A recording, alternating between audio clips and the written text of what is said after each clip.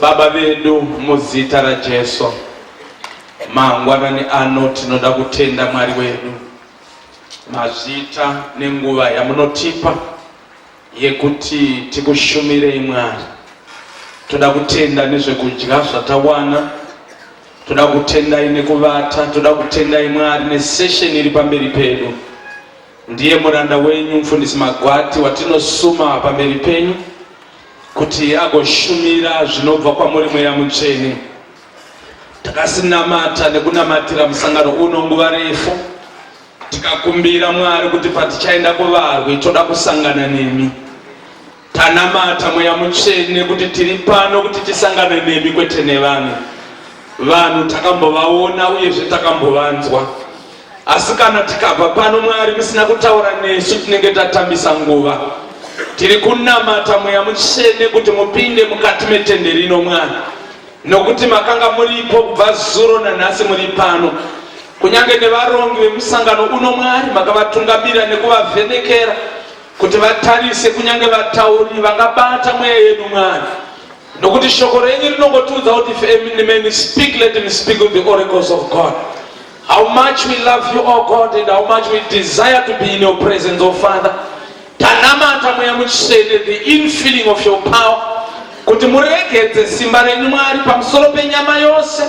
Pavangatambanudza maoko Mweya Mutsvene tiri kunamata kuti maoko avo ngave akazara simba raMweya Mutsvene, riregedzwe pamusoro pevanorwara nevasina simba, vasina tariro Mwari vawane tariro nekuda kweshoko. Nokuda kweshoko Mwari takadzidza kuti tichagara pamberi penyu. Nazvino tatouya Mweya Mutsvene nekurevesa, nekuchema, nekukumbira Mwari. Tanga tiri kushuva Mweya Mutsvene kuti nesuwo musatisiya pamusangano uno, tisabva pano musina kutibata kana kutaura nesu. Nenzira dzose dzingashandiswa pamusangano uno Mwari, sanganai nesu pakunamata, sanganai nesu pakunzwa shoko. Ropafadzai muranda wenyu Mwari paangashumira Mweya Mutsvene tiri kunamata. Mumuitire nyasha nengoni, mumupe tsitsi nekukwanisirwa Mwari, agone kududzira zviya zvakavanzika zvaangakonewa kududzira. Munokumbira Mweya Mutsvene muzadzise mazvita Mwari wedu. Takutendai, tinomirira shoko renyu Mwari kuti ritaure pakati pedu. Miri yose tigoidzorera kwamuri. Hatikangamwi kurayira mweya yose ingauya kuzoteerera shoko, nemweya yechina yose yatumwa kukanganisa musangano uno, kuti Jesu zvamuri pano Mwari hamungatenderi wakaipa, uye zvamungatenderi tsoka dzevana venyu kuti dzitedzemuke, nokuti munovarinda Baba nekurinda kwenyu kutsvene. Takumbira gore remoto Baba womudenga ritungamire pamusangano uno, muzita raJesu tanamata, amen.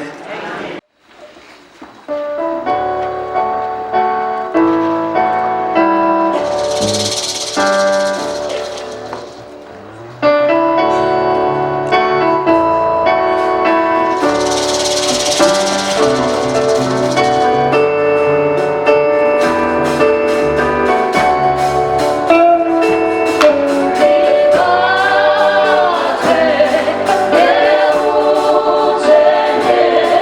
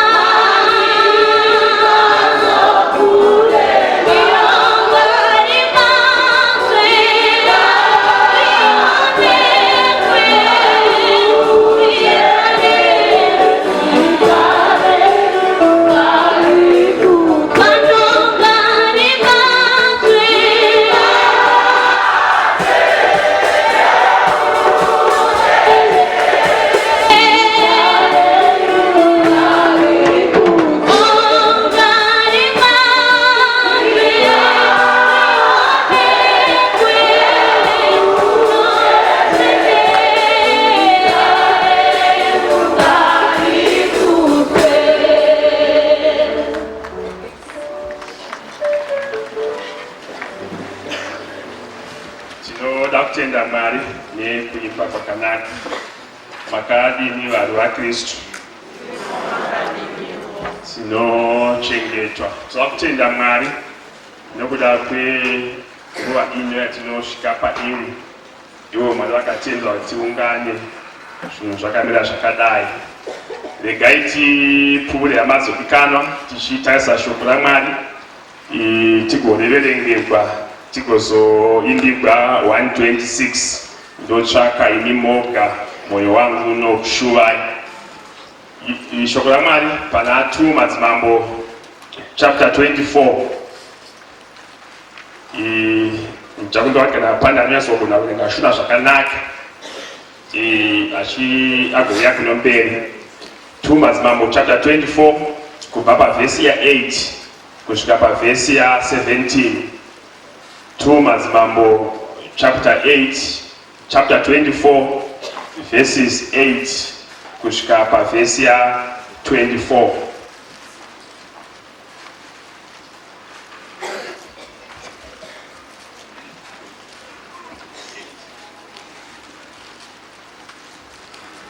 Tichaverenga shoko raMwari pana 2 Madzimambo chapter 24 pavhesi ya 8.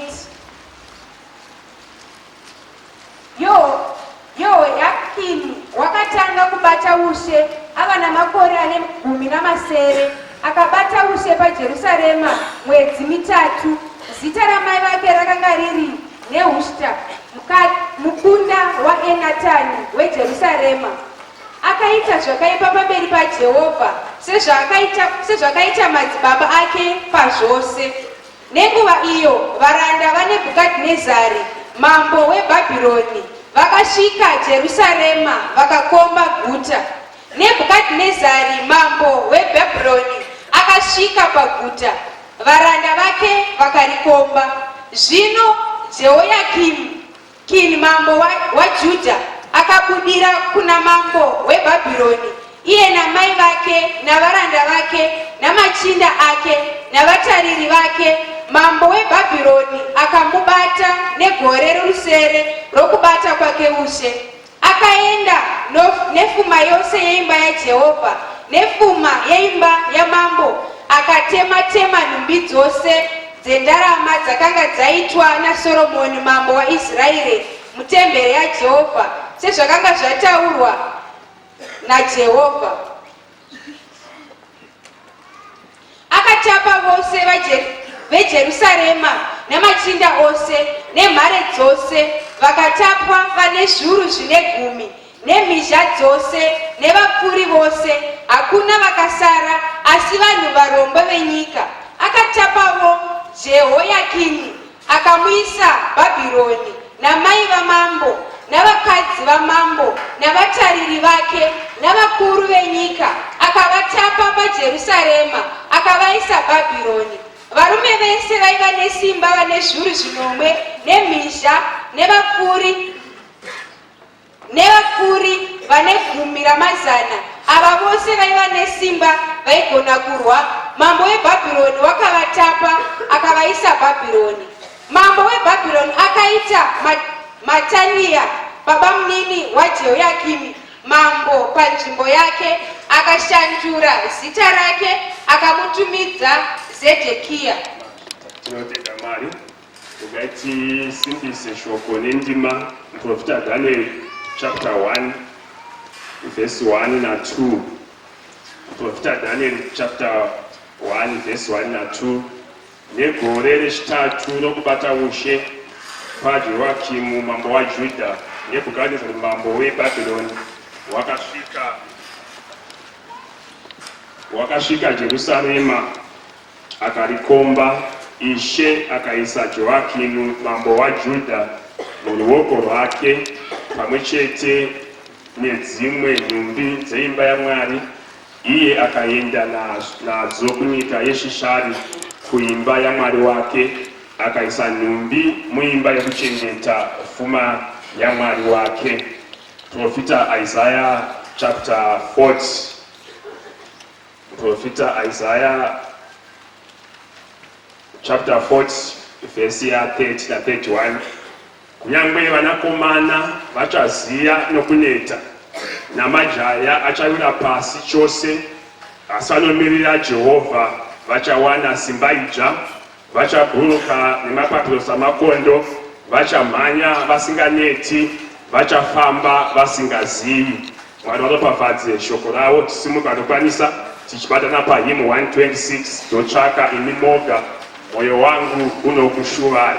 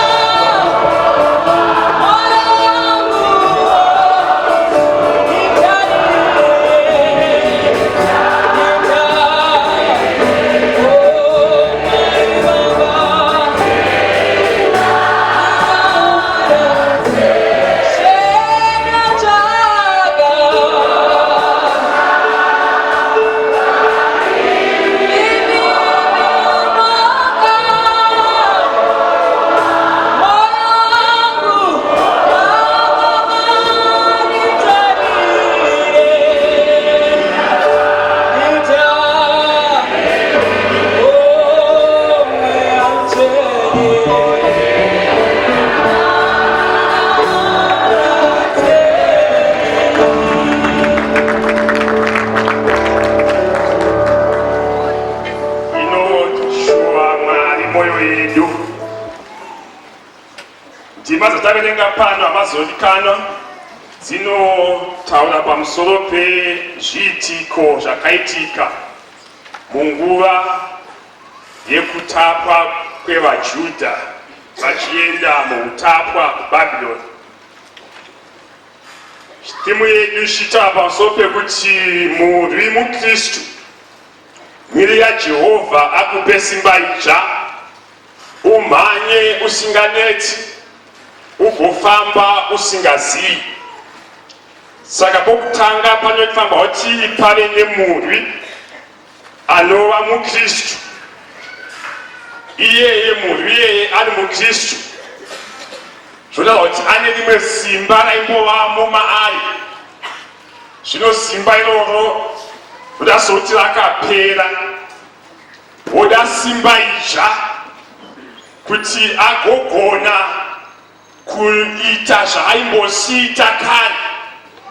Kana aimbosimanya agogona kumhanya sezvaaimbosiita asinganeti.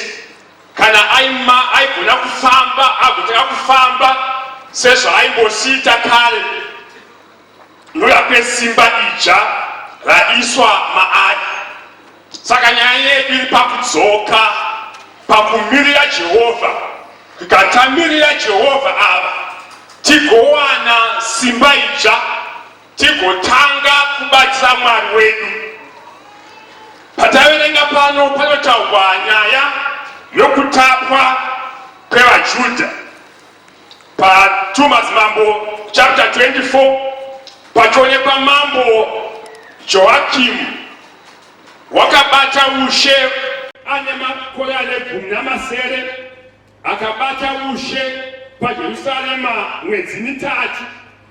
Abata mwedzi mitatu mambo uyu, ndo panouya mambo weBhabhironi Nebhukadhinezari achiuya ndobva akomba Judha. Mukukomba kwaakaita Judha, nobva Judha asarenda Joakim nearmy yake nevanhu vake vose, nobva vata give in kusimba ranga rauya munyika mavo.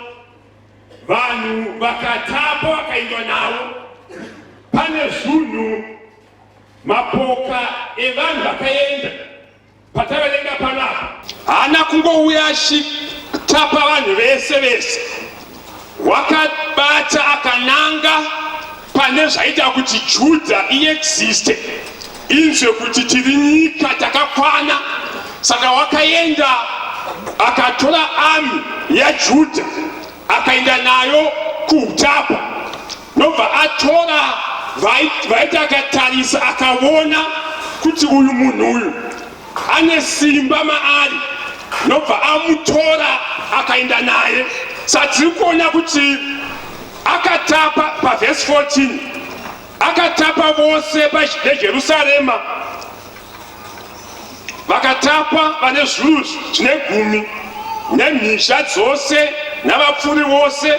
Hakuna wakasara asi vanhu varombo venyika iyo.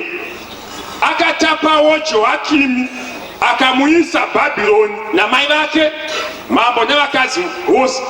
Pa6 poti varume vose vaiva nesimba, vane zviuru 10 nemhizha navapfuri vanenge 10 ava vose vaiva nesimba, vaigona kurwa. Mambo weBhabhironi wakavatapa akavaisa Bhabhironi. Mambo weBhabhironi akaisa Matania babamuni vaJoakimi mambo panzvimbo yake, akashandura zita rake akamutumidza Zedekaya. Satiri kuona kuti vanhu vachitapwa mambo weBhabhironi haana kutora, wakatsvaka vakanga vane simba, vakatsvaka vaigona kuti nyika yaJudha ifunctione zvakanaka. Vakatora maartisans enguva iyoyo vaigadzira zvinhu. Kana kwanga kune madhokota akatogwa akaendwa nayo, mhizha dzaigadzira zvombo dzikatogwa dzikaendwa nadzo. Vari vaigadzira zvombo zvagadzirwa vozvishandisa muhondo nobva vatorwa vakaendwa navo. Saka kwaJudha manje kwakasara vapi? Nobva kwasara varombo bedzi. Unoona? Kwakasiwa vai varombo bedzi. Vaiti vakakutarisa una kuti hapana zviripo apa, hazvibetseri chinhu, siyai. Zvinganotitambudza zvofira kuBhabhironi. Saka zvakasiyiwa zviriko koko. Asi kusira kwazvo manje hazvirevi kuti zvaiva safe, nokutiwo vana Nehemia vazotevera vatogwawo kuenda kwaJudha, nokuti boka rokutanga vamwe vane mbiri vaivapo ndivana Dhanieri, ndo vakatesa vakanzi ava vanoita regai tiende navo. Saka vanhu vachitogwa vachienda, mapoka achiwanda, pakazoinda bokawo zana Nehemia vavako vese vava muBhabhironi. Ndopatinoverenga Nehemia chapter 1 verse 1. Nehemia achiti mashoko aNehemia mwanakomana waHakaria pamwedzi weKisivhi pagore tamakumi maviri ndakati tiri panhare yamambo paShushani, Hanani mumwe wehama dzangu akasvika iye navamwe varume vachibva kwaJudha. Ndikabvunza pamusoro pevaJudha vakanga vapukunyuka, vakanga vasara pakutapwa, nepamusoro peJerusarema. Ndakati akati kwandiri, vakasara vakasiyiwa pakutapwa panyika iyo, vari pakutambudzika kukuru nepakushovorwa, uye rusvingo rweJerusarema rwakakoromoka namasuo aro akapiswa nomoto. Munoona kuti vakaenda muexile, vakaita zvemuexile, vakasara kwaJudha, nobva vasiyiwa ukoko variko. Wani vasiyiwa chavasiyigwa urombo kuti they are useless, nobva vasiyigwa kuti havana basa kuBhabhironi, nesimba havana. Zvaka kana mambo akaona kuti havana use kuBhabhironi, nekwaJudha kwachona vanga vasina basa. Saka ivavo vasiyiwa ivova hazvirevi kuti vari safe, kukanzi vari pakutambudzika kukuru nepakushovorwa, uye masvingo eJerusarema akacha nomoto.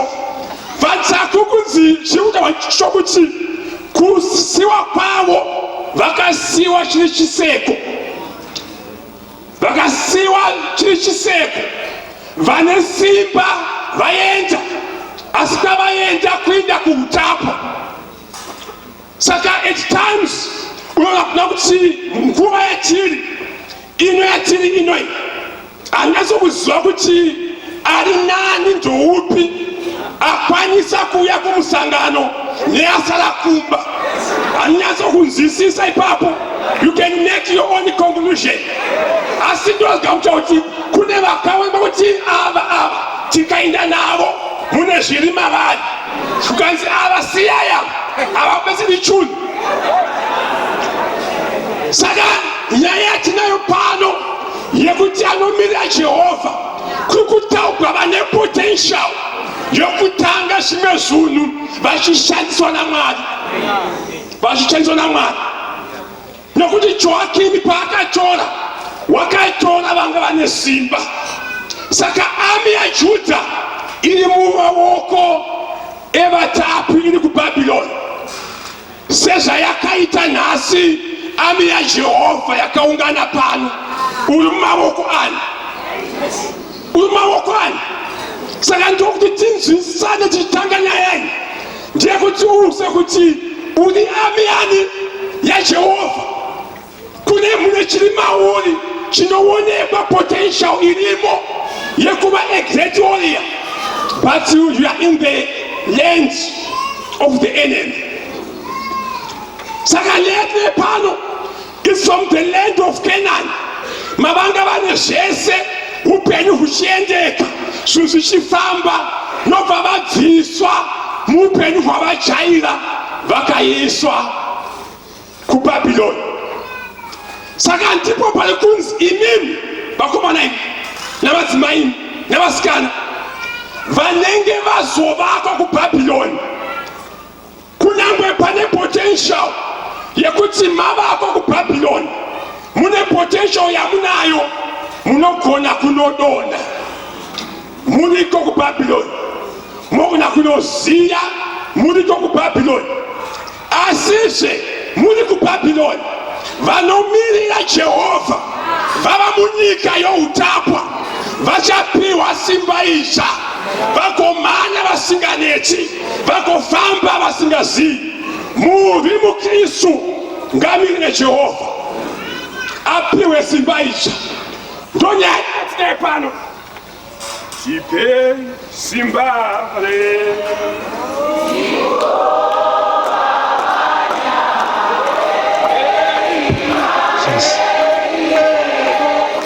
Tifare tichina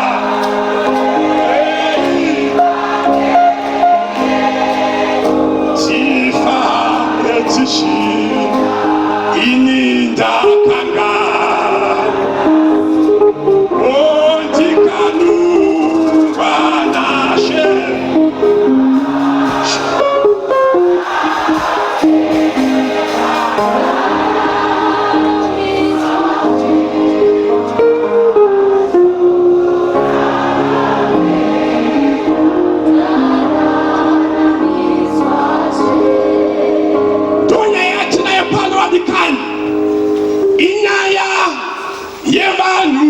vaimbogona kubatira Mwari, vaimbosifamba naMwari, vachimhanya vasinganeti.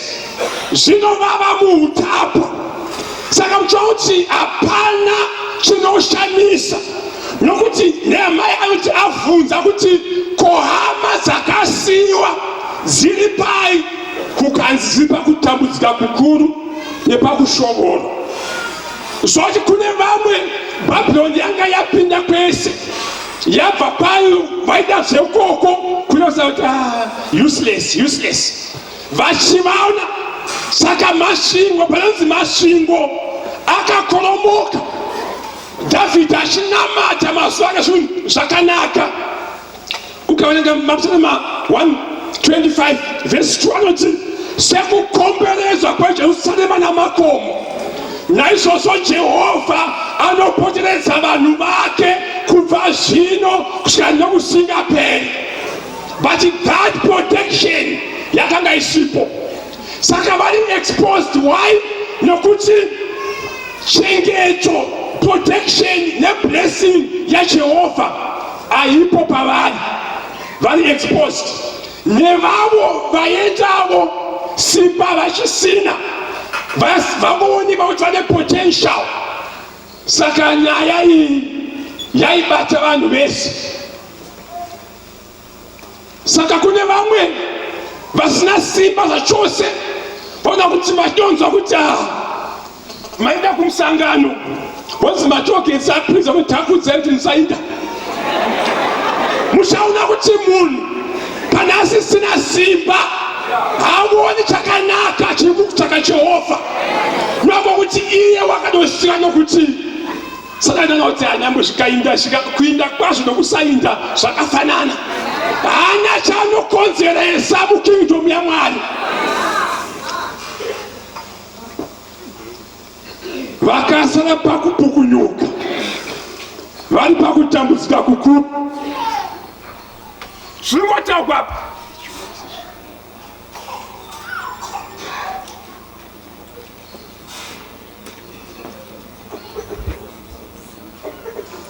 tinomutenda Mwari wakatinakirawo, Mwari wakana. Haleluya. Mwari wakanaka, Mwari wakanaka. Saka panotaurwa pamusoro pevanhu vakaita pafirst batch yekuenda. Chisi pakatobva vanhu vanhu 10,000 ndo vakadhipotwa vakaendwa navo musi wokutanga. Kuchipa 10 ipapo ndo paiva naDaniel. Kuchiti out of 10, 7,000 were fighting men, varume vehondo. Vangavana vangani? 7,000 pabhechi yokutanga. Zvobva makazotogwa vachiwedzerwa chiuta pane chokuti nobva patogwa ne1,000 varume vaigona kugadzira zvombo zvekurwa. Tiri kuona kuti Judha iri kusiyiwa, haisisina vanogadzira zvombo, haisisina ami yachona, uye yasiyiwa inyana mbuya chete.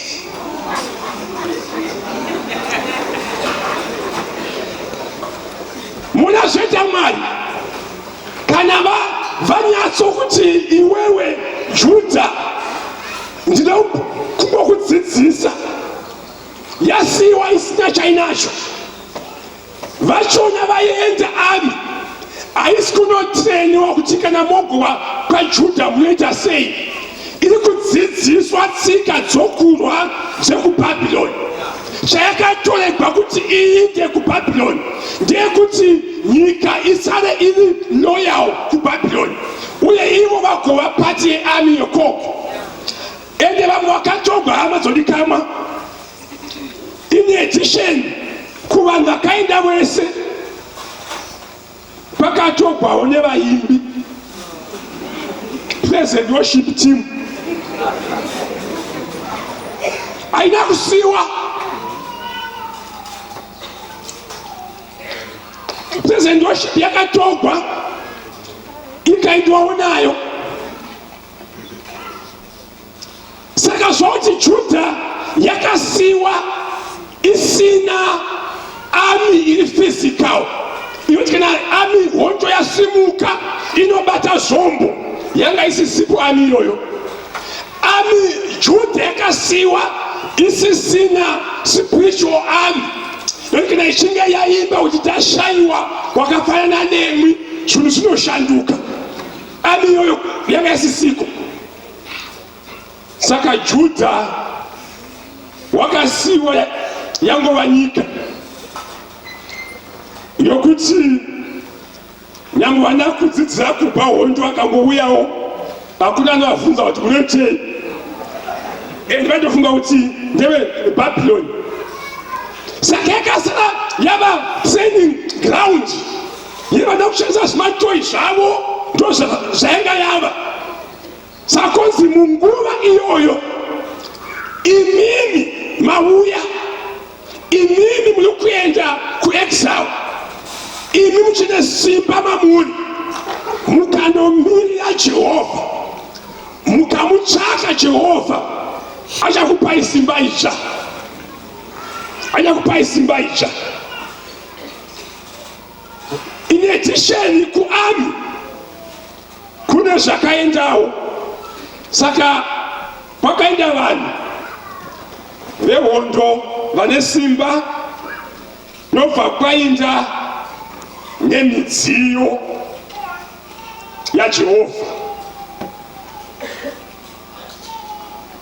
nemidziyo yaJehovha katazokwereni yakatogwa ikaendwawo nayo midziyo yaMwari, nobva yatorwa ikaendwa nayo. Saka atowiziva zvinhu zvakaenda izvi. Kwakaenda vanhu vane simba nevaimbi vakaenda vaimba patemberi nevaibata patemberi. In our context, nevafundisi vakadii vakaenda, hakuna wakasara vadikani. Kwakaenda munhu wese kuBhabhironi. Nobva Nebhukadhineza atora nemidziyo yepatembere, tiri mukontekisi yedu nemikombe yezvirayiro yakaenda kwaBhabhironi. Ndo kontekisi yokwedu kai, nemikombe yezvirayiro yakadii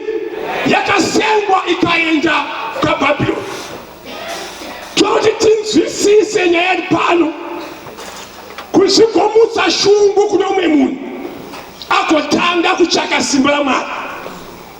Saka vese ava vaenda ami yakatanga kuva pati yeami yekoko, vasina kutogwa vakachengetwa vakagara variko, havana zvavashaita. Kunoenda kuhondo kana pamuka hondo ashinei mambo anoti imwe vangu imwe hondo iruku yakaipa. Ngatiindise vaJudha vane simba, kana vafa nokuti havaso kwedu. Atimongosvitsva vanoteerera news kana kuti kukafa 1 soja vekuAmerica inoita news, asi kukafa 1000 ekuAfrica pasoti news. Saka vanopfuurira mberi, ami haichisina, vaimbi havasisina, midziyo yechirayiro hapasisina, variko kuutapwa. Vanhu vakashandiswa namambo weBhabhironi nemutovo wese waakada. Kana akada kuabhusa, hapana aimubvunza nokuti inhapwa, vari muutapwa. Uye kana munhu ava muutapwa nesimba rinopera, maraitsi ako anova limited nokuti uri muutapwa. Amena kuti munguva yauri maraitsi ako amire sei, panga pamberi paMwari umire sei. Saka vanhu zvese zvavakaita varimo, vanhu vachitadza vachiti hazvina zvazvakamutsa shungu dzaMwari. Mwari vaingoti vadikani, ndichaka musituation yamuri iyi ndichakupai simba itsva. Saka tariso yaMwari kuvanhu vari muutapwa ndeyekuti mune simba ramaimbova naro rakapera nope zvakaitwa nevakatanga, asi kana mukazonditsvaka ndichakupai simba itsva mugotanga kuva varwi vaShokwani.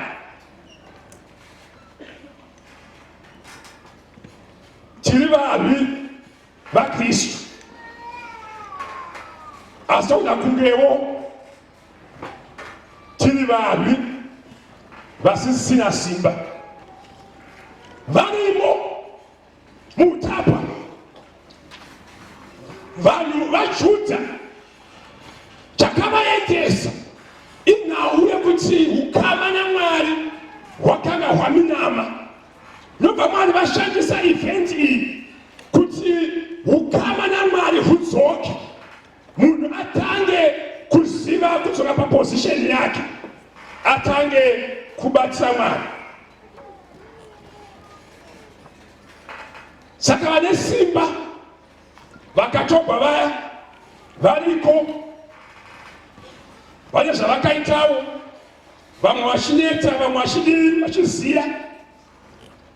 Ndotenda kuti pana Daniel chapter 5 pakamisiwa chiumbwa chiya, handitendi kuti maJudha aingovapo ndiMesheki naShadhireki naAbhedhinego bedzi, asi pane vamwewo vakati vachinzwa kuti kana monzwa kudzwa kwemimanzi nemitopota nemutengerano nerudimbwa, imwi vanhu vese nemandimi ose mufugame. Pane vakafugamawo vevaJudha, pane vakafugama. Saka kune vanhu vakabva paJudha vakanotanga kutadza vava kuBhabhironi. Chaikonzeresa zvose izvi isimba. Saka vanhu vachiita zvose zvavaita, hakuna abuse yakaitwa kumuJudha. yakanyatso kunotirika shungu dza Mwari zvakanyanya. Nevaimbi kamukaverenga vaimbiwo mapsalma 137 kubva pavhesi 1 vanoti ivo by the rivers of Babylon we sat down and wept when we remembered Zion. What evil our captors asked for us for song. Kuti tiimbirei dzavaimboimba kwenyu. Vaimbi vakati vatoba vaindwa navo vakanopinzwa mupraise and worship yekubhabhironi. Saka vanhu veBhabhironi voti kana vafara zvavafanira kuti imwe maJudha chimotimbirai 1 yamaimba muri kwenyu kamafara timoinzwa kuno kwedu. Zvinhu zvasema zvakanaka vadikani. Nosaka vaimbi voti takagara pasi tikachema. Why? Nokuti nevaimbi vakaabhuswa vachinoimba dzekubhabhironi. Kana veBhabhironi vaguta voti chimbotimbirai 1 yomufaro yamunosimba kwenyu. Chimboti rorai 1. Ndakaona kuti vatiswa ndamufaro pakumana unoparidza pamuchato godi panongozonzi yamacheso yatanga so unokanga kuti timane sungana nokuti kamweya kacho karimo sando zvaitwa vamwe venyu kuBhabhironi kana vafara. Timbiraivo 1 yokwenyu. Saka muyozama kuita zvechikristu but panozodenhewa yekwavo. Dzimwe checha dziri panapa kwanzi chitamba patinoshamba kuti munhu wemhando uyu but inenge yani idzva yepi yokwavo.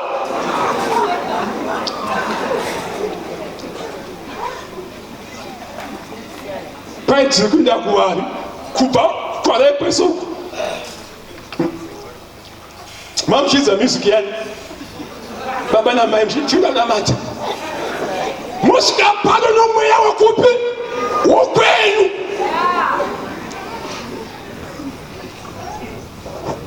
Saka nepresent worship yakaindawo kuBhabhironi. We are all in exile. Panoda kuti Mwari vatiwanire nyasha nokuti kwaJudha kwasiwa vasina simba. Vane simba because hapana anoda asina simba. Unomudi asina simba. Saka kunyangwe nevazhinji vari pano ndozvachinzi ngatimirire Jehova agotipa simba icha. Vadikani ava varimo ami yakonewa kudzosa zvinhu. Vaimbi vaimba Mwari achingoona ati vachiimba chavanongova nacho manzwi nokuti manzwi anga vanawoka kudonzi uri mupresent worship inhau yevoice tingaijoina wese iyoyi hatitonzitoresha asi saka ivo vaenda variko manzwi iwawo aimbosirumbidza Jehovha anga orumbidza zviumbwa paBhabhironi. Saka hazvina kumutsa shungu dzavo navoti ndo zvavaita kuBhabhironi. Asi vakazotanga kutsvaka Mwari ndichavapa simba icha. Saka vadikani, we are in exile. Tiri muutapa. Ndinofanira kuti vanhu vakundikana pane chinhu chimwe chakandodena Mwari. Vanhu vashandiswa zvipi zvose zvavakaitwa hazvina kumutsa shungu dzaMwari. Chakamutsa shungu dzaMwari muprofita Daniel chapter 5 kubva pavhesi 1.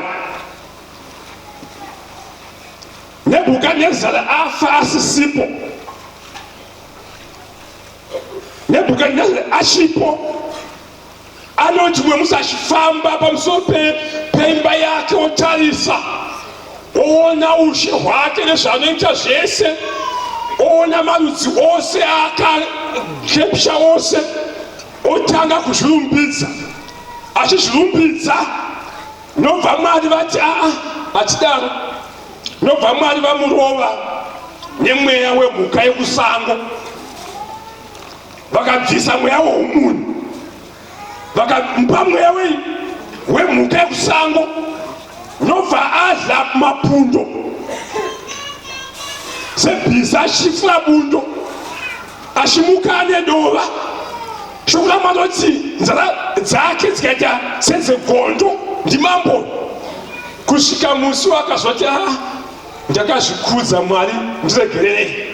Ndobva Mwari varestore umambo hwake, vakamuisa papozisheni yake. Saka uyu haana chimwe chaakaitira vanhu chakamutsa shungu dzaMwari. Kunyange akagona kuva abuse nokudii zvese, hazvina kunodenya Mwari. Sezvaungaitawo iwe mumwaka unoyu, zvose zvaungaita zvivo zvauri kuita zvinganodenya Mwari. Zvakadenya Mwari iDaniel chapter 5. Zvino mambo Bheshazari wakaitira madzishe ake ane churu chamazana mutambo mukuru, akanwa waini pamberi pavo vane churu chezana. Zvino Bheshazari akati abatwa newaini, akarayira kuti vauye nemidziyo yendarama nesirivheri yakanga yabviswa nababa vake Nebhukadhinezari patemberi yaiva paJerusarema, kuti iye mambo namadzishe ake navakadzi vake navalongo vake vanwe nayo.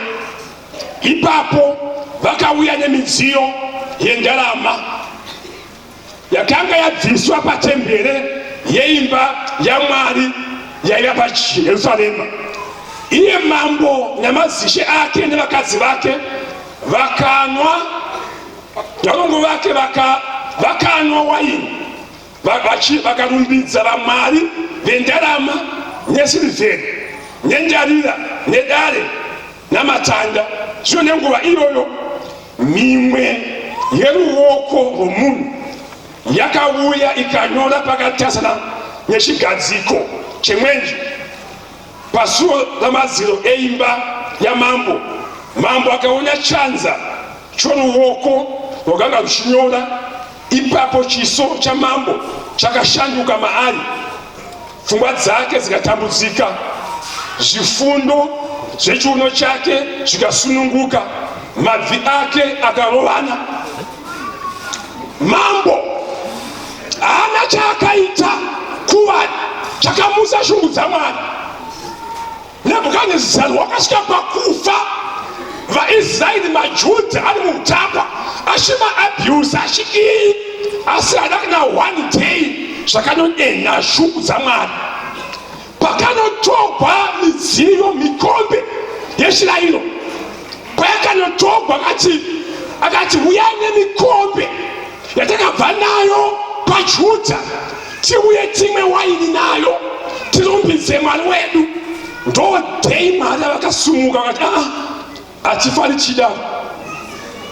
Sadangoti ukombe apa ari nani pamberi paMwari? Ndiani? Iwe nemikombe. Zvibvunze, nokuti munhu haana kumutsa shungu dzaMwari.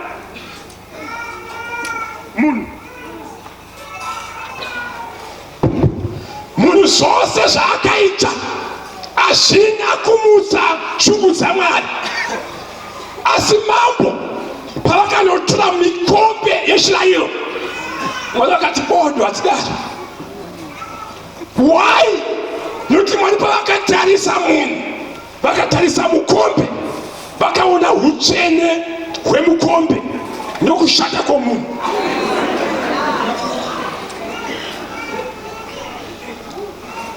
Why? Nokuti munhu ari muexile wakaita give in kumasituations enguva yake sezvamuri kuita mukuoma kwezimbabwe.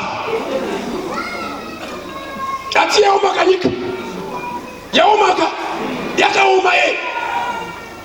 Saka zvamuri kuita munguva yokuoma kwezunhu ndo zvaitawo vamwe kuutapwa.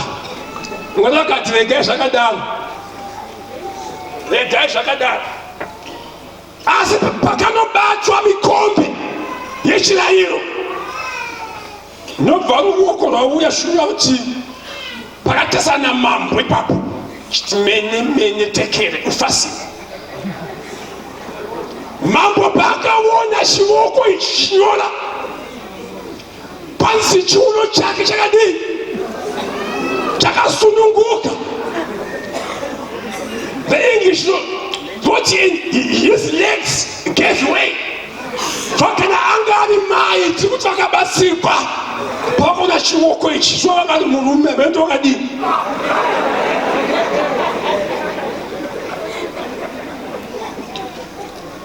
Zvese izvi muri kani shungu dzaMwari hadzina kumutswa nomunhu, dzakamutswa nemikombe. Yakati mikombe yatorwa ikaiswa kwaJudha kwaBhabhironi irimo kwayakaisa muimba yaMwari wavo, mikombe ikaramba iri michena. Totowisisa kuti wozoimba kuti hondo yazo ngi hondo yazo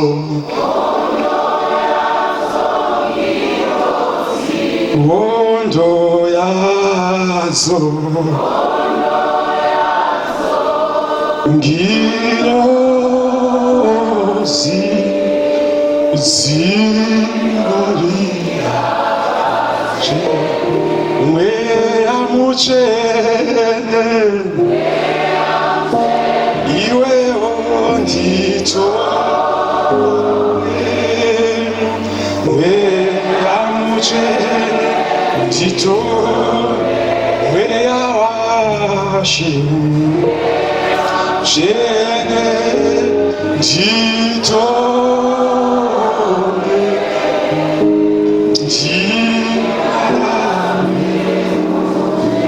tiri munguva vadikani yokuti tapera simba nevatiri kusangana nazvo. Saka ungano inoi ndeyekuti mhuri adzoke panzvimbo yake, nokuti vasara nesu tiri kuno tiri mukutambudzika kukuru. Asi kwakutsvakwa maintercessors anomira achimira achichema nokuda kwenyika, anomira achichema nokuda kwesituations, vasingaiti give in kumademands enguva yavo. Munhu kukundwa uchene nemikombe, unosvika palevu yekuti ukafa Mwari havagwadziwe nongoti handifaniri rufu rwakadai. Asi na kampu yechirayiro ikatsemuka kuti what a loss yandaita patembera. Asi iwe paunofana nyini wandiri zvakadai wozviti ndiwe murwi. Kukunzi vadikani vakaenda kwaJudha vanga vane potential yekuita zvinhu zvikuru panguva yavo, asi vakanokundwa nemikombe yechirayiro. Nobva mambo Mwari vatsamwa, nobva vayeuchidza Bheshazari kuti iwe Bheshazari, iwe baba vako Nebukadnezari, nditozvipa chapter 5 iyoyo, iwe waizviziva kuti baba vako vane musi wakafanisa, vakafamba pamusoro pemba yavo vachizvirumbidza vachizvikudza, ndikavarova nomweya wemhuka yokusango, vakanogara musango, vakadya uswa, vakarohwa nedova vari musango, iwe uchizviziva asi hauna kuzvininipisa. Nobva wafanisa, wanotora mikombe yangu yawaiziva kwayakabva, kutaura pamusoro pemikombe kwayakabva, hakutaura pamusoro pevanhu, asi vakabva vese vanhu nemikombe, vanhu nemikombe vakabva vese, asi Mwari votsanangudza pamusoro pezvakavatsamwisa. Pachapter 5 verse 22, asi imi Bheshazari mwanakomana wake hamuna kuzvinipisa nomwoyo wenyu, kunyange makanga muchizviziva zvose, asi makazvikudza pamberi paShe wokudenga, nemidziyo yeimba yake yakauyiswa pamberi penyu, imi namadzishe enyu navakadzi venyu navarongo venyu, mukanwa waini nayo, mukarumbidza vamwari vesilivheri nendarama nedare namatanda nemahwe, zvisingaoni kana kunzwa kana kuziva, asi iye Mwari wakabata upenyu hwenyu muruoko rwake, unoziva nzira dzenyu dzose, hamuna kumukudza. Naizvozvo chanza choruoko chatumwa chichibva kwaari, zvakanyorwa ndezvizvi, zvikanyorwa zvanyorwa ndezvizvi: mene mene tekere ufasini. Kududzwa kwazvo ndekuku: mene, Mwari wakaverenga mazuva eushe hwenyu akakugumisa; tekere, iwe mambo, iwe murwi wayerwa pachiyero, ukawanikwa wakareruka.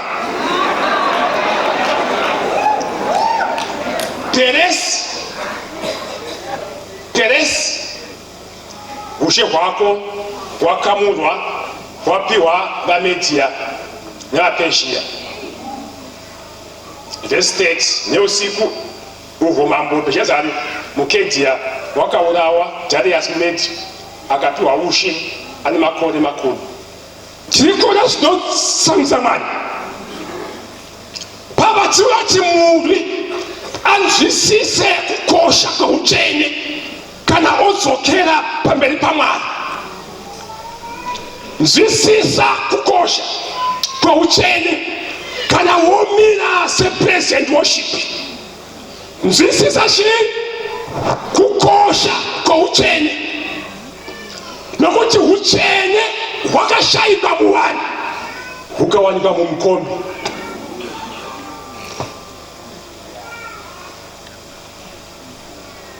Nobva mambo aitonga abviswa pachigaro,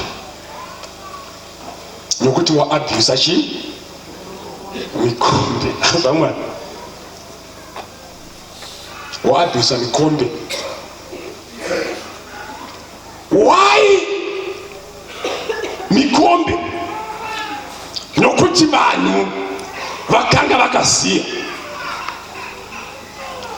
ma-individuals ndoaitikira ukandifuka mai munamati chifananidzo paiwanikwa vanhu vatatu vasingaiti izvozvo. Iwo uchinzi kwakasengwa vanhu bhechi yekutanga 10,000 ichienda. Nyobva mwaDhanieri ava, vana Ezekieri ava vaingoita utsvene hwavo variko kwaJudha.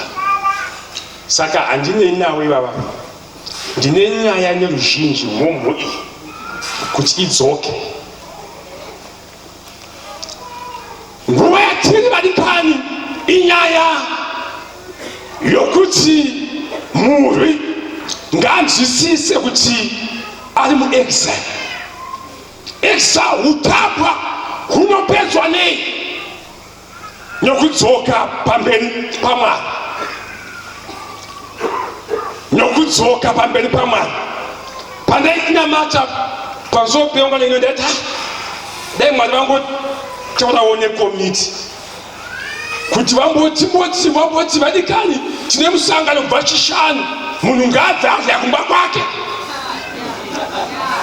Miu yedu yekutanga chirayiro musi wesvondo ndo miu yokutanga mekuti pamba dai pane vanhu vangani nhasi kuti dai takanzi ibvai madza kupi kudzimba kwenyu tozosangana patafura yaShe mangwana. Hakuna sapa, hakuna breakfast, hakuna lunch. Nhasi hakuna sapa. Maimu yenyu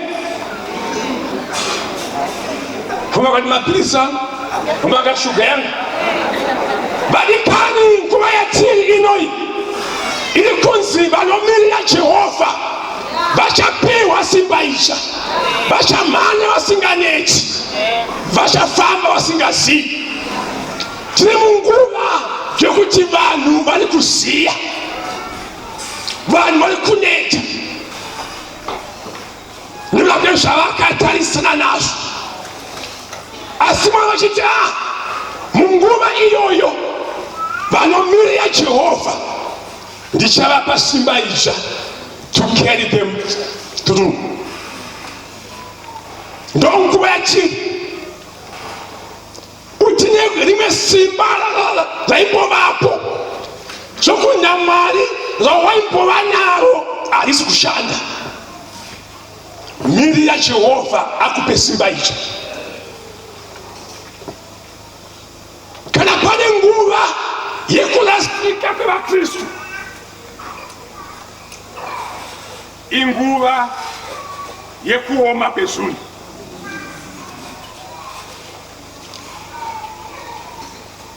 nguva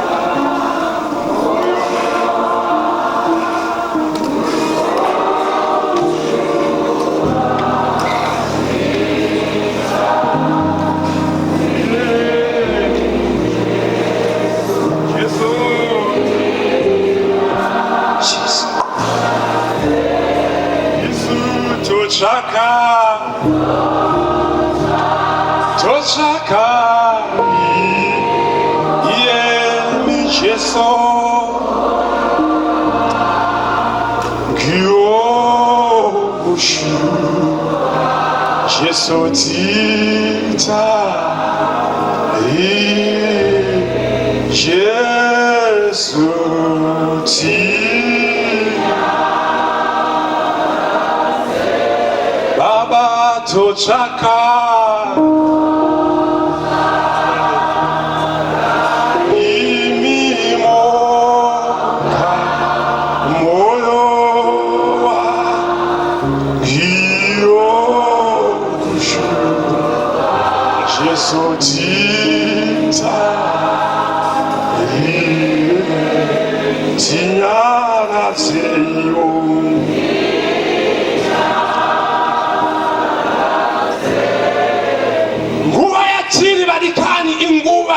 yokutsvaka simba raMwari.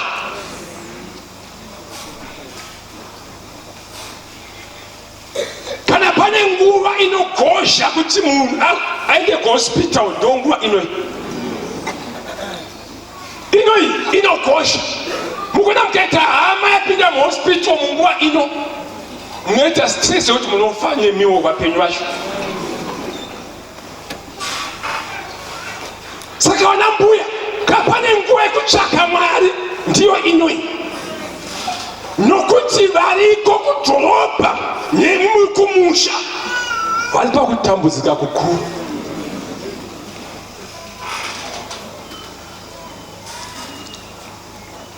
Kana maifunga kuti kodadisa kudhorobha mazuva ano kumusha solution yedu iri pakutsoka pana Mwari, kuti Mwari vana kumutsa dzimwe shungu mamwe matsvakiro aJehovha asati tamboita muupenyu hwedu. We are in exile.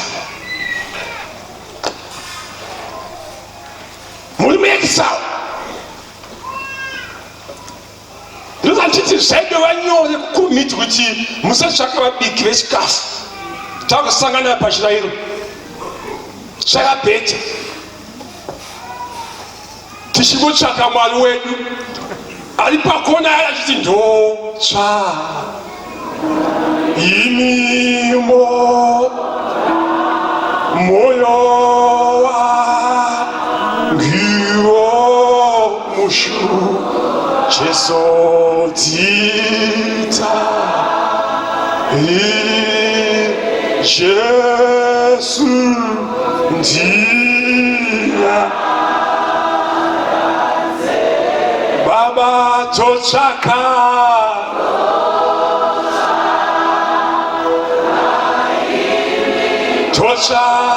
Jesu moyo ngiwo mushu Jesu dzita Jesu ndiya nguva ino vadikani ndeyekuti vane simba vaimwane simba ravaifunga kuti vanaro raramba kushanda kozi vanomirirani Jehovha musituation inoyi vachapiwa simba idzo. Haisi tariso yaMwari kuti kana wapinda muexile zvitiko zvomuexile zvipedze simba rako. Handiyo kana Zimbabwe yaoma haisi tariso yaMwari yekuti kuoma kweZimbabwe kupedze kutenda kwako. Handiyo vavanyo yaMwari ndeyekuti munguva ino zvinhu zvichioma position yakambotogwa nemukombe yekumirira utsvene hwaMwari itogwe nomunhu anotaura. Nochinhu chakapedza utsvene pavanhu vainyunyuta zvanezuva. Takapinza mutapa tiri kugwadziwa iyo mukombe yakangoti zii ichimenyera utsvene hwayo yakangoti zvayo zii irimo yakamirira zuva rayo. Saka mambo musi wakazofa akati kune zvimwe zvinhu zviri mutemberi imo zvakabva nababa vangu kwaJudha, indai mozvitora izvozvo tiuye tizvishandise. Vanakati that's the time yandaimirira, vachidira waini yavachimwa vachinamata Mwari wavo. Nobva mwanati hatidaro shoko chadini chikatanga kunyora. Vadikani, utsvene hunodikanwa kunyange munguva seino. Utsvene huri kutsvakwa munguva yatiri.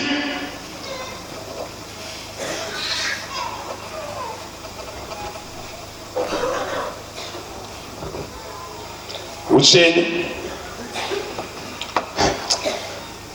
zvokuti vhiwa iri kunyenza zvozikanwa zvisingadikanwi naMwari ndozvawakatoita zvokuti wakakirirwa patengi ukauzomupa 20 neseni. Corruption chiti aitambulikana hasha mandokuma kunamata Mwari. Mwari upi wanosiya wapromota corruption uchitindira kuzomunamata? NdiMwari upi? Saka mikombe iri nani yakati zii zvayo irimo ichimirira zuva rayo ndekumirira Mwari. Mumwe munhu ngaamuke shungu kuti handidi kukundwa utsvene nemikombe yechirayiro. sakundwa kudzoka pana Mwari. Tocha iye micheso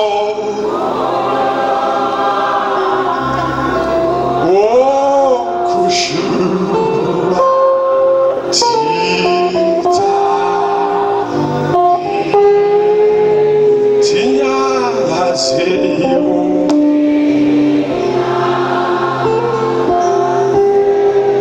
isu tochaka kaimi tochaka Jesu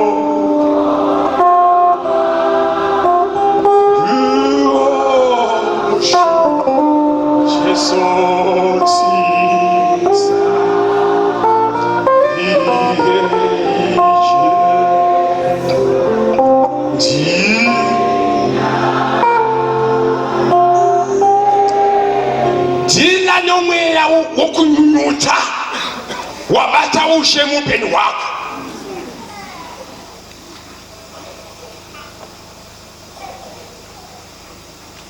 Saka mweya wokunyunyuta woda kuti vazhinji vafire kuBhabhironi kusvika mikombe yazosimudzwa ikauya utsvene hwaMwari.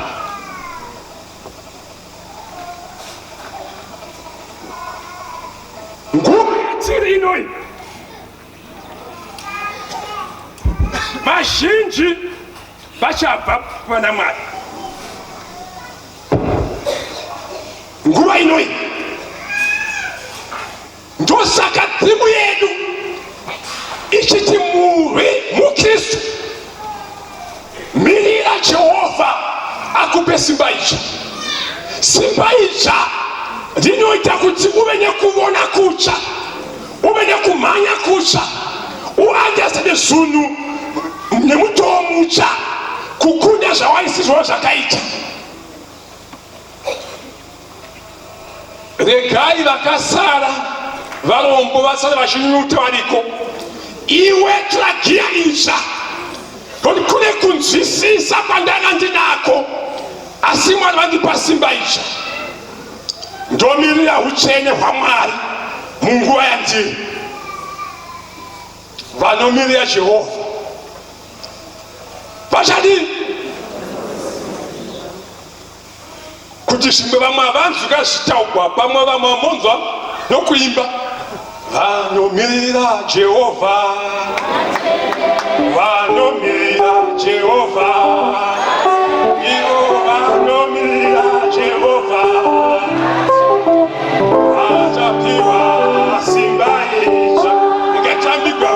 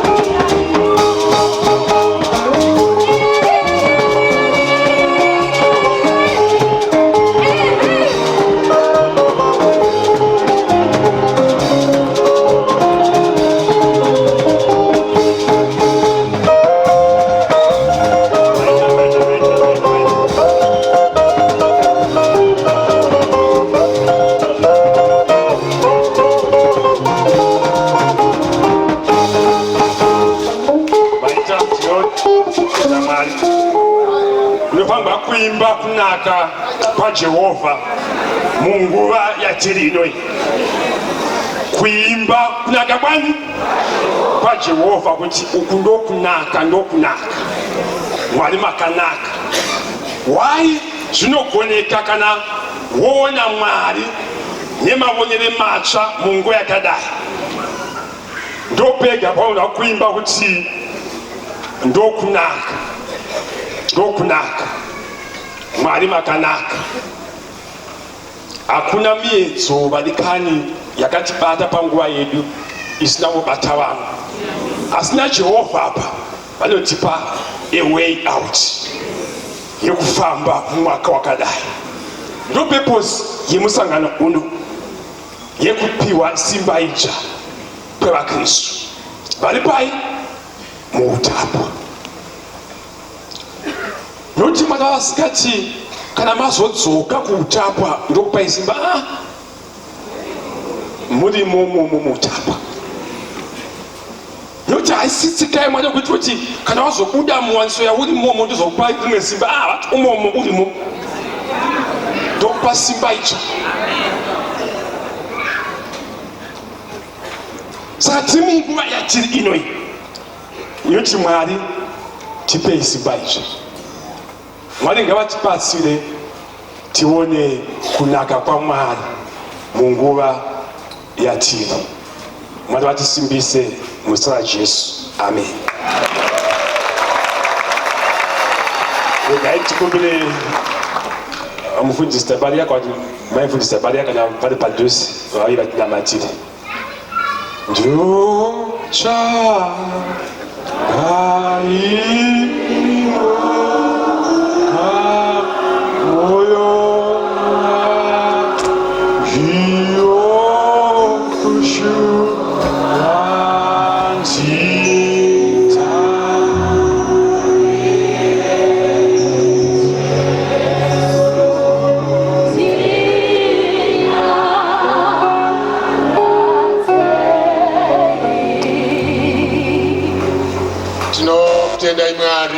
Mazita baba wedu wokudenga, tinoda kutendai Baba neshoko renyu pakati pedu munguva yatiri. Tinoda kutendai Mwari, tinoda kunamata zita renyu ngarikudzwe nokuti ndimi mutsvene, imi munotsvaka utsvene pakati pedu munguva yatiri. Nokutendai Mwari nokuti munesu uye munotishuvira kuti timire musimba renyu imi Mwari tigomanya tisinganeti sezvinoreva shoko renyu. Mazvita baba wekudenga, tinokutendai Mwari matanga nesu pamusangano uno munguva ino. Toda kunamata kuti murambe muinesu. Mazvita nomuranda wenyu Baba wamashandisa, zita renyu ngarikudzwe Jehovha nokuti hakuna mumwe wakafanana nemi. Toda kunamata baba wekudenga kuti mutikwanisire tisangonzwa bedza asi tive vaiti veshoko renyu. Mazvita nyange patingabva baba wekudenga pamusangano uno tive vana venyu vanenge vashandurwa neshoko renyu uye tizvigadzirire kuti tishandurwe nemi Mwari. Takutendai Baba, takurumbidzai. Rambai Mwari wamasimba ose muchitiwanira shoko rakadai kuti tigokwanisirwa paushumiri hwedu tive vana venyu vanoshuva utsvene, vanotsvaka kururama. MiJehovha mugokudzwa. Toda kuninipisa kubata kwose kwakaipa nezita raJesu paungano ino Mwari, kuti zita renyu rikudzwe uye imi Mwari muve Ishe namambo woupenyu hwedu. Zita renyu ngarikudzwe kubva zvino nokusingaperi muzita raJesu. Amen. Maiti regai timbe dzosa nguva ino kuvanovatipa. Laycluse Creations for all your IT, corporate branding and filming. We do computer maintenance, servicing, networking for schools, corporates and individuals. On branding, we do banners, billboards, notepads, calendars, receipt books. We also do wedding videos and photography. For more information, visit www.laycluse.co.zw or you can call 0772 962 117 or 0715 000 556 or you can call our landline which is 055 401 25. Laycluse Creations, your one-stop shop.